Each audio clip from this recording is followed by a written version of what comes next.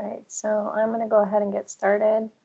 Welcome. My name is Liz Brunette. I am on the Generate team. And today we will be reviewing Generate version 12.2. Feel free to unmute yourselves and turn your cameras on if you would like. If you have any questions, again, feel free to put anything in the chat or just go ahead and unmute yourself and go ahead and throw those questions at us. So today we'll be reviewing the changes for 12.2. We'll be getting a quick preview of 12.3. We'll be reviewing the new release calendar, reviewing the Generate documentation, specific Discord highlights. As always, we have our survey, which is anonymized. It's super helpful to tweaking these sessions pending what you all say. If you have any specific edits or if there's anything that you liked or didn't like about the session, it's really great to hear those things. And then we have open discussion. Like I said, you can hold your questions till the end, or you're also more than welcome to throw them in the chat. One of us is always monitoring, or just go ahead and unmute yourselves. I am going to hand it over to Johnny. Hello, everyone. Good morning, good afternoon. My name is Johnny Cunningham. I'm a ETL developer, and I also do implementation of Generate in States. So if this is your first one, if not, you've seen me do this one before. And we can jump into 12.2. So first set of changes, or the first things we'll talk about, are the IDEA reports that had changes in this release. Oh, and then really quickly, I just wanted to say too, we just had, it feels like a couple of days ago, we did 12.1. Well, 12.1 was supporting the January submission files, and then 12.2 is supporting the February submission files. That's the reason for these two releases coming pretty close to each other, because of the number of files that are in those two windows, it makes it a lot easier to do that in two releases. So for 12.2, for the IDEA files, for staff, we had just a couple of checks for 99 and 112 because internally in our testing, there was an issue with the certification status, qualification status. So we were just verifying that that is populating correctly. And then there was an issue in the UI, not the submission file was correct, but the UI was actually rounding the FTE numbers. So we fixed that so that the UI will actually display decimals as well. And then in exiting, we had we found I don't want to say fringe case because it all depends on your data, but it was one that was very specific to hit, but we had a set of test data that hit it. For LEA exits, when your selection for the LEA was the state catchment area, when you make that selection and toggle, there was an issue on how it was counting the final exit for students. So we addressed that. That issue's been resolved. The second one, we added a validation for this as opposed to actually trying to address this in code. But we had, as we were going through our testing, a student could be marked as RMA or reach maximum age, but not be 21 or whatever the maximum age is, sorry. But rather than trying to address that in the code, because we figured that's that's going to vary by states. And so we put in a validation for exiting so that when you run your data into staging, if you check the staging validation results, it will identify any students that meet that criteria so that you can go back and check those and determine, if what you loaded into staging is what you were expecting. So there's an additional validation for exiting in this release, specifically for the RMA students. And then the non-IDEA reports. So for 86 firearms, we ran into this issue. A state reported this issue to us, and we were doing the research. So the file specification actually says the unduplicated number of students, But then further down in the file specification, there's a note that says, on the rare occasion that a student has more than one firearm incident, report both of them. So generate was actually coded to unduplicate or to deduplicate, right? So we were not able to address that that note that was in the file specification. So we made changes so that if you do have a student that has two firearm incidents in 1 year, that student will get reported twice based on the file specification language. So that's the change for 86. For 59, the staff file, that's the one that's due in July, but we had this and we had a little bit of time to address this one. In the UI, it was displaying the wrong, it was displaying zeros for one of the category set, or for category set A, and then it wasn't displaying the header information in the UI. That's been addressed. And then in 33, this is one that was reported by Kansas, and it's actually, we have a ticket out there in the collaborative exchange in the Generate project. But basically what this was is in file specification 33, free and reduced lunch. The file specification says you can report either free and reduced or direct certification. Generate was coded to report both, right? So if you didn't load one of those two counts, Generate would create 0 counts for that set of data, which would be inaccurate, right? If you only wanted to report one of them. So thank you, Kansas, for catching this one and reporting it. So we'll have that fix. That fix is in here as well. And then homeless, the code was not excluding PK students. Like if you had accidentally loaded a PK student in with your homeless data, Generate was actually including that student in the final count. So we added some additional exclusion logic to remove PK students. Let me look at this question. Oh, Ollie, to that question, I'm not sure. It usually takes a couple of days before the video is uploaded. Travis can speak to that one more than I can if that's inaccurate, but usually takes a couple of days to get the video finalized and uploaded. Plus also, we're doing this prior to the actual release, so but we'll get it up there as quick as we can.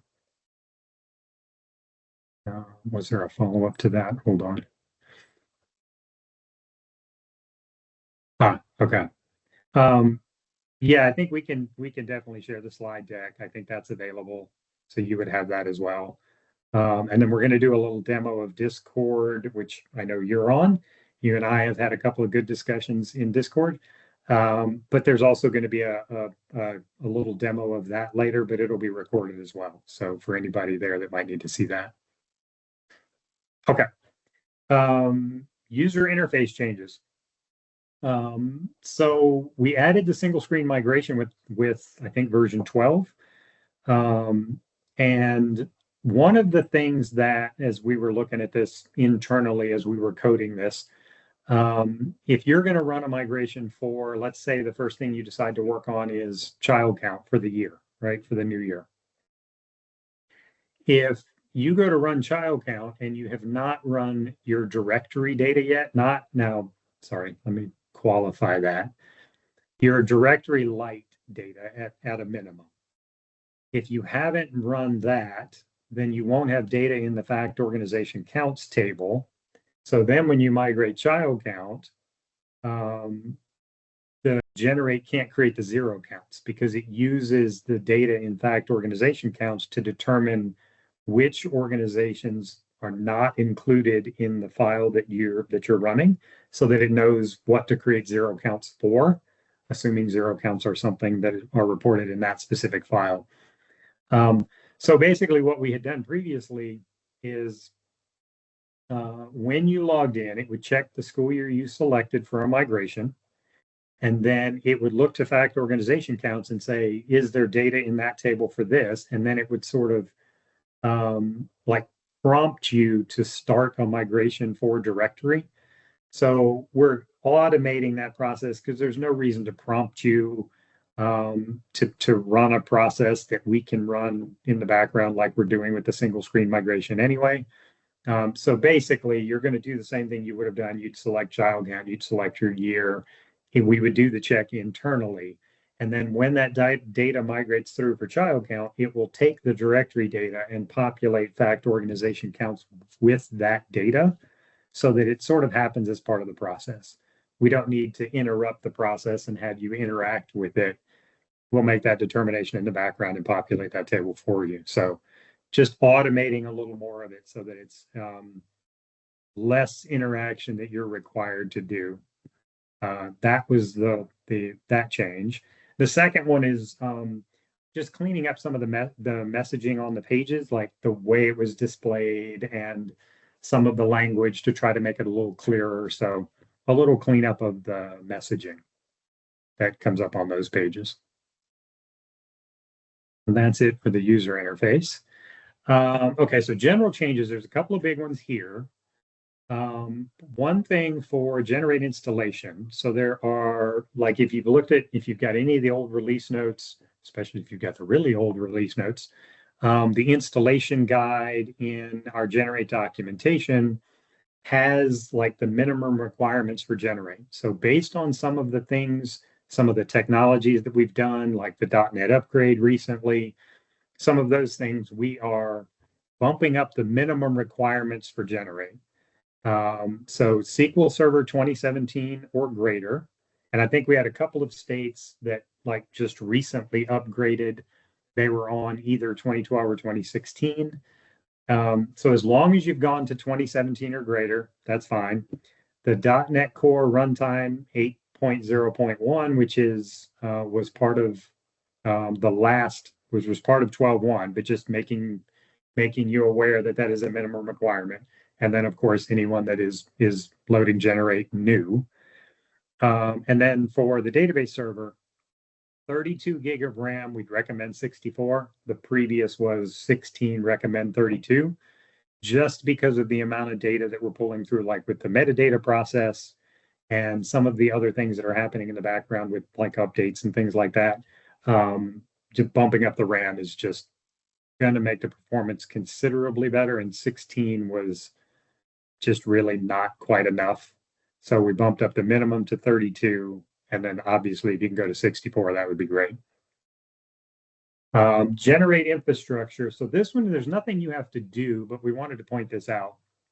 So by going to SQL Server 2017 or greater, right, then in the entity framework, we can set the compatibility level to 2017, which is actually going to improve the performance of like the metadata update currently. Like we automated that with the API a few releases ago. It's going to make that perform a lot faster. Having to be compatible all the way back to 2012 it was a big performance hit. So that's part of the reason also for updating or the minimum requirement for SQL Server. But we made that change, which should make those other processes actually faster and more efficient as well. There's nothing you have to do for that. It's just making you aware that that exists. Nothing you have to do, no changes on your part. And then for the utilities, we ran into a situation, I think in one state where they had some like longer database names. They had database names that like the way the database name, their standard was causing problems in a couple of the utilities just because of the way we had the utility coded. So we actually updated those utilities so that they can handle different database name variations, links, things like that. So the utilities are more effective now and can handle all of those, hopefully all of those things. Somebody may come up with one that we didn't think to code for, but I think we're good with what we did on this one. And then this last one, this one is very specific, but I want to point it out. We went through a process, I think it was from, I think it was in version 11. So when we went from 5.4 to 11, if you remember that big jump, a big part of that was we were realigning Generate with the CEDS naming standards because Generate had strayed a little bit in a couple of places. but we sort of got everything back into alignment. Well, we missed one, right? So in staging.k12 organization, so in that staging table, there was a column called School Title I Part A School Designation. That was renamed to school underscore Title I school status because that is the CEDS name for that element. The reason I'm pointing this out is if you have scripts that like basically just if in your ETL script that loads your directory data or maybe even loads directory light data, right? If you're not doing full directory yet, if you have a script that has every column listed and you're just putting nulls in them, then you're going to have the old column name. And when you go to execute that ETL, it's going to fail because it's not going to find that column name, right? So that's the reason for specifically pointing this out and making sure you're aware.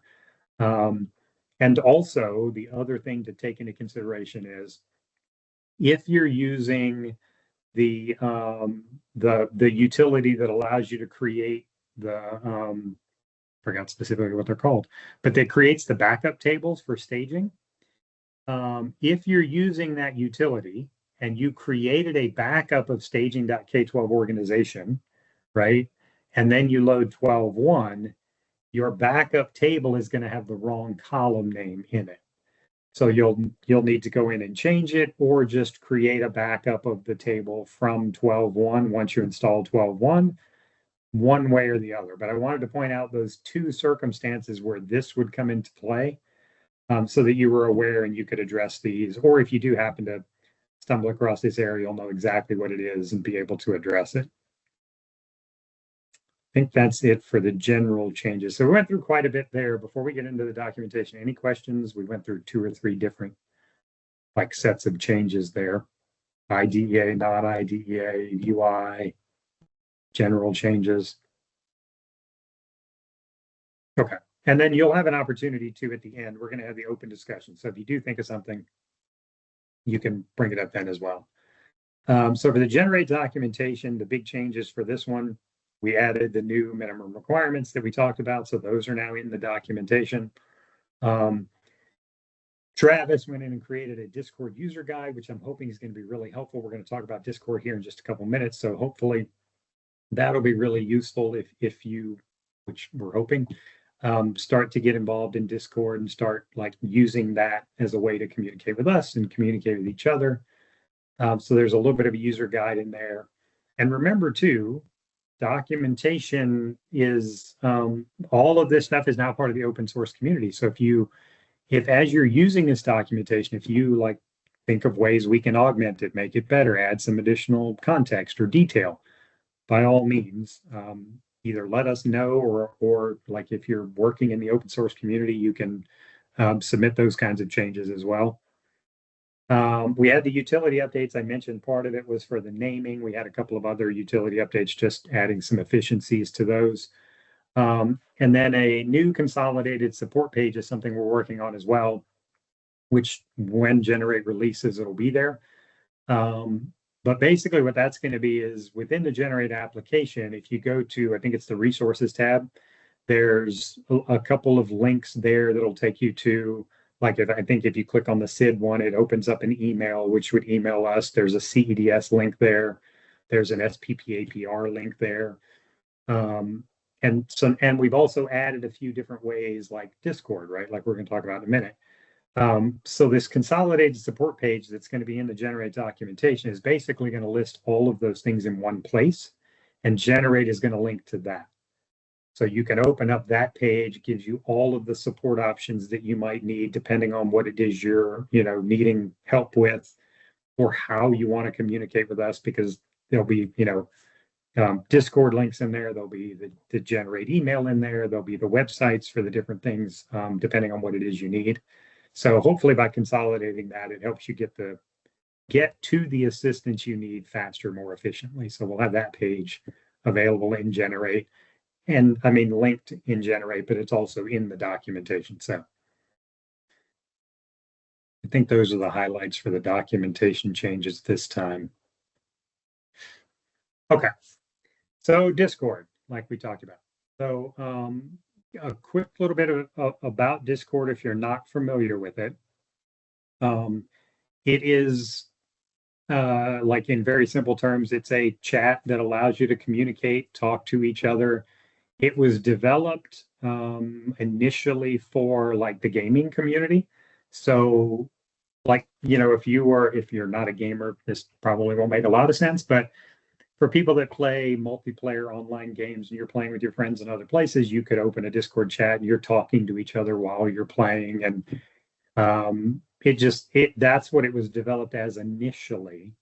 So when the SID team, Generate team, were looking at like how can we create a community-based chat that allows states to collaborate, allows us to communicate to the broader community in a more efficient way.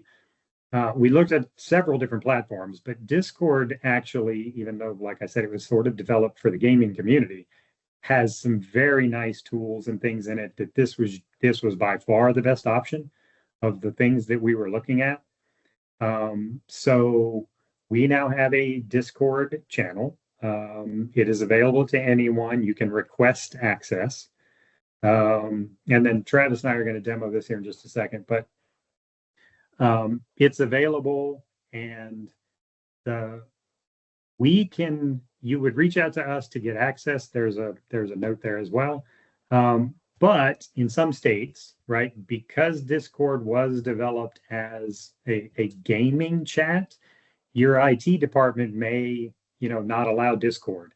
So if you need any assistance from us, like reaching out to your IT to provide justification for why Discord should be whitelisted or made available, we can do that. We can help provide that information for you if that's an issue. So that's one of the things that you would need to do initially is first see if Discord is available in your environment. And then if it is, then you can request access and you can join the community. And we're going to show you a little bit of that in a second. If it's not, reach out to us and we can, again, help you, get the justification you need, hopefully, to convince your IT department to let you use it. Okay, so I'm going to open up Discord. Sorry, I don't know why it popped like that. So this is Discord, right? And it's very busy. Stop screen sharing, Johnny. Now, I thought I grabbed it, but maybe I didn't. Okay, so does everybody see my screen now? Yes, now we can see it. Okay. It circled it in red, so I assumed it was sharing, but that's what I get for assuming. Okay, so it's a little busy and we're not going to go into everything that's in here, but basically it's a chat and we've used it, like I said, so I'm going to call them out because Ollie and I have used this quite a bit. So Ollie in Nevada and I have communicated. Shauna in Kentucky, we've gone in here and had conversations back and forth about specific file specifications, about specific issues with the file specification. We even had a little bit of a conversation, like Ollie asked a question and then Jill in Nebraska responded because they're also working on something similar. So there's conversations. This can be conversations that are like we can contribute to the Generate team, obviously, or conversations between states or, larger groups. It all depends on whatever you need. And then the other benefit to this is too, we will add, like I added one today, and not just for the purposes of this, the timing just worked out. If there's any general information that we want to put out prior to like a release, right? Because we're not going to have, we're not going to have office hours for 12.3 for a while, so that, something could come up. We find an issue in Generate, or we find something we need everyone to be aware of. Then we can put out things like this, right? Just a general announcement to let someone know something's going on. So Travis and I are going to carry on a, test conversation here. So you can see Travis asked this question, right? Has anyone run into issues with 002, especially around data validation? So I can click on this, and you could do this as well.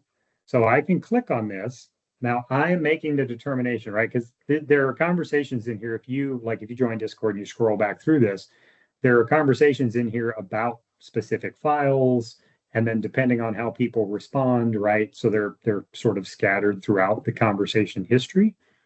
Well, in this case, right, I could make the determination. I think this is going to be a valuable discussion to sort of segregate, right? And so what I can do is I can go here and create a thread, right? And now I can name the thread. It puts in the question, or it puts in the beginning of the question, and I'm just going to put, 002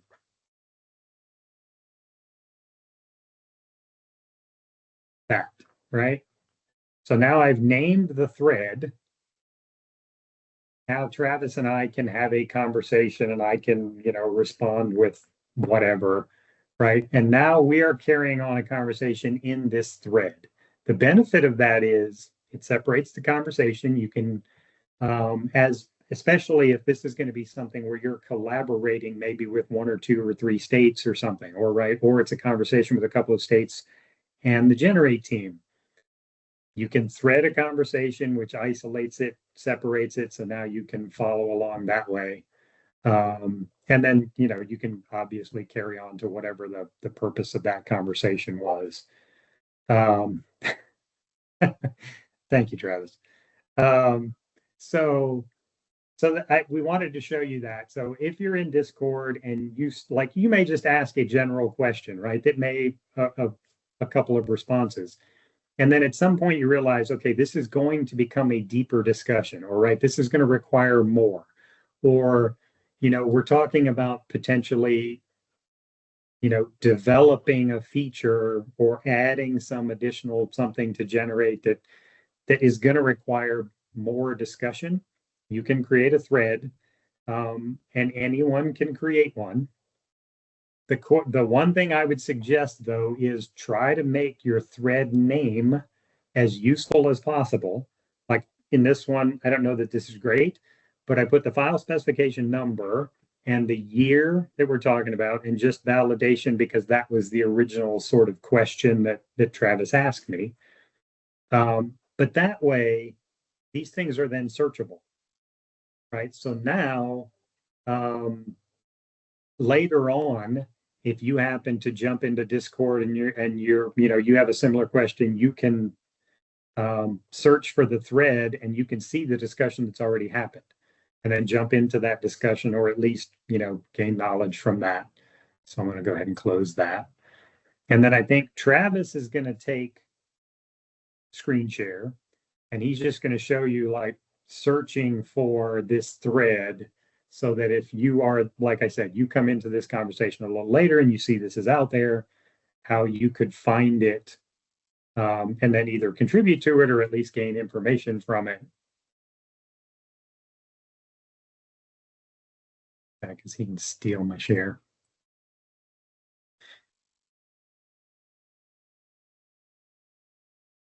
Right. So in the top right, there's 2 options to search for threads. You can look through, there's a button up here and you can see all the threads that you've been involved in.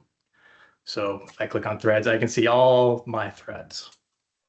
I can see that there's the one we just started, and then I have a past one here. But then I can also just search looking for that name. 002, that was the question. I can jump there right down to it. So you can find all the conversations using the search on there.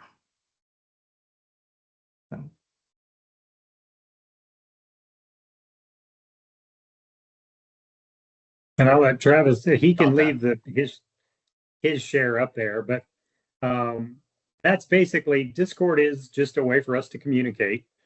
I'm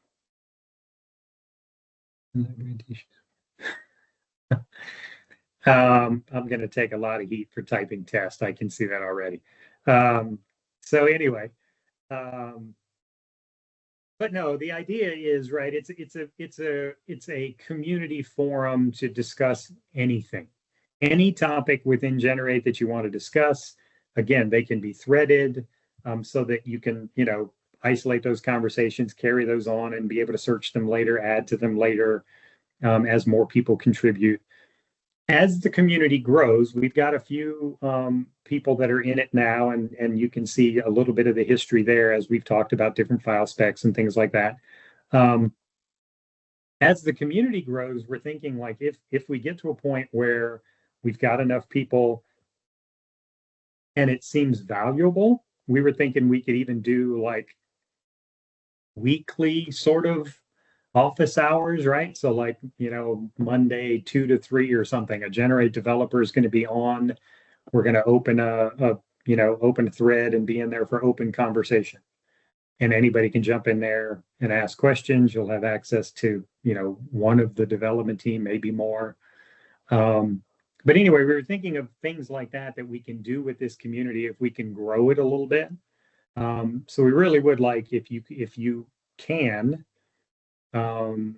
see if it's available in your state. Again, if it's not, we can assist with trying to give your IT department the justification for whitelisting it. But then once you can get in, just send a request. You can send it through SID TA. If you have one of the developers, SLDS, if you're working with the SLDS team, the Generate Help email, any way you can get to us, send a request to be added to Discord, and we can add obviously multiple members of your state staff, and then we can get you added and you can start contributing to the conversations, just watching, seeing if such stuff comes up that's interesting to the things you're working on. Hopefully it's going to be a good collaboration tool. Like I said, we've already got a little bit going on. Nevada and Nebraska are working on the same file specification in the Skidoo project. So there's a little communication going on with them. So anyway, we wanted to make sure that we showed this, make sure everybody's available, or make sure everybody knows this is available and how you can get to it if you want to take advantage. Does anybody have any questions about Discord? Because that was a longer conversation. And Johnny, I was point out, it's not just text. There are these 2 voice channels.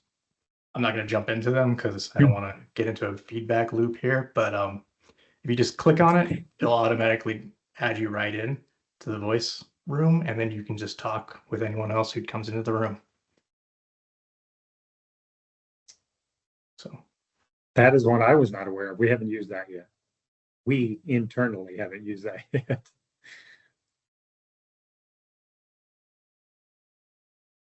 No specific questions about Discord, at least not yet. Then I think we can go back to the slide presentation.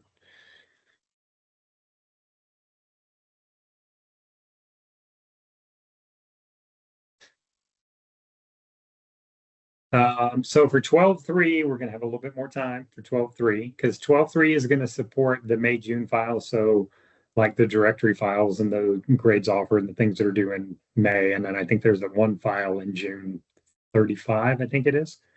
So we've got some enhancements for the single screen migration that we're looking at adding. We couldn't in 12.1, 12.2 because there just wasn't enough time to be able to implement those and test those thoroughly enough. So we've got a couple of upgrades to that, hopefully.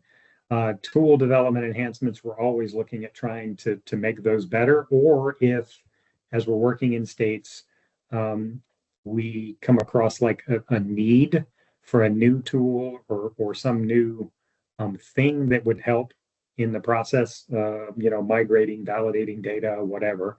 We have a couple of tickets out there for possible tool development. We'll see what we can get to.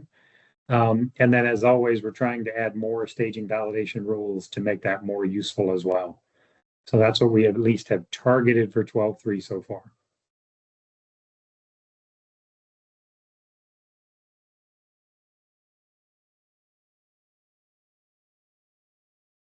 Thanks, Johnny. Sure. Okay, so for our upcoming releases, this is our new release calendar. So super similar, same format to the one that we had last year. As you can see, just dates have been updated along with version numbers. So one thing I will call out is you can see here, so in our August release, which will be V13, there is no specific files that our release will be associated with. So we're really looking there to do more of a system enhancements. In addition to that, CEDS version 13 will be released early spring, end of February, beginning of March. And so at that point, we will be syncing up. So making sure that Generate is synced up with any data warehouse edits, any deprecations or anything that's been added there. Again, just calling that out. If you have any questions or comments about the release calendar, feel free to reach out to Johnny or I. Yeah.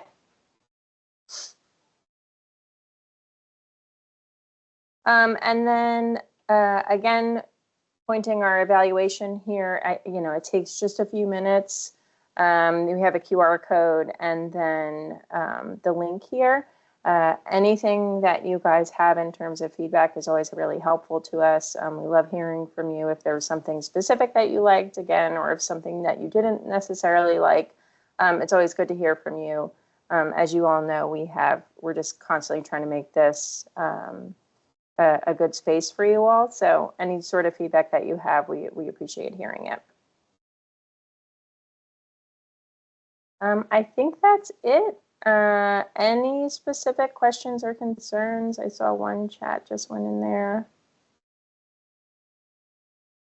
I don't know the answer to that. Travis, do you know?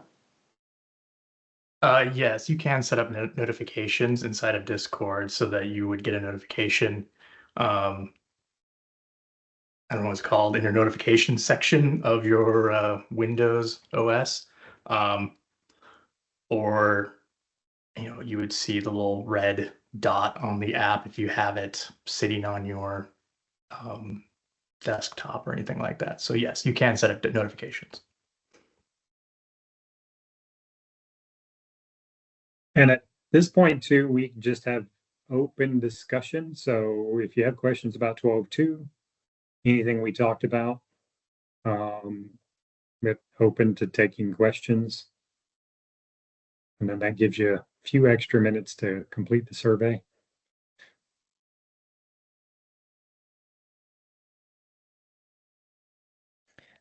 Hey everyone, And this you is can Dan. come off mute as well. So you don't necessarily have to go in the chat. I just wanted to extend an extra invitation. This is Dan, by the way. I know that Ollie mentioned that justification for whitelisting Discord would be helpful. If anyone else in the room would like to let us know, we can follow up with you with a plan for that.